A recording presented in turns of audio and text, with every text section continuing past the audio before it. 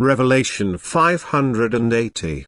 From the 12th of September 1938. A loving reply. Explanation of suffering. Where there is much light, there is also much shadow. People often harbor an unusual hatred against their Creator, who loves all souls equally without reservation. Nevertheless, people do not know how I, as it were, share in the suffering that oppresses them, and how I make it my business to offer them the healing potion that makes their lot on earth more beneficial. Every grace they can partake of, and every relief will be granted to them, if they only want. But in such a hardened state it is difficult to turn their will to me, and yet I must respect the free will in everyone.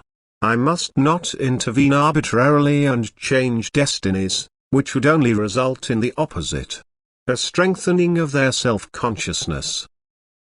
Because thereby these children would be moved further and further away from me.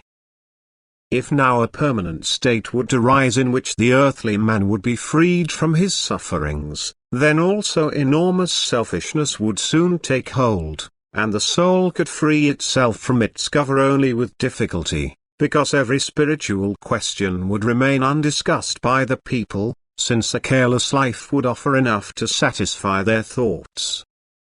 It would be incomparably better for the earthly body, but it passes away, and nothing of the pleasures of the world remains for the soul, but it passes naked and freezing cold into the hereafter, and has to enter the same fight there, but far more difficult, which I would have spared you in earthly life out of false fatherly love.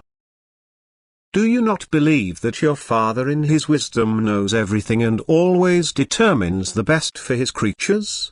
Should it not be left up to Him, to whom all creation is subject, which way He shows to the individual being? Do you know the torments that await you if I let you live unrestrainedly according to your desire? Or can you measure what bliss awaits you if you value the life imposed on you correctly and live according to my will? Do you believe that I take pleasure in seeing you suffer? O you fools, my love suffers with you, whom I have created, and yet who no longer want to be mine. The desire for you is unspeakable, but my power is of no use there. You have to find your way to me voluntarily. And this again cannot be achieved by living well and carefree. Then you would not ever find the way to me. For I myself am love, patience, the truth, mercy. How can you reconcile this if you believe that I want you to suffer? If you confess me, you will feel my love like a mild balm on your sufferings, and my grace will constantly help you. And all suffering will be taken away from you when it has fulfilled its purpose. The connection of the child to the Father's heart. Amen.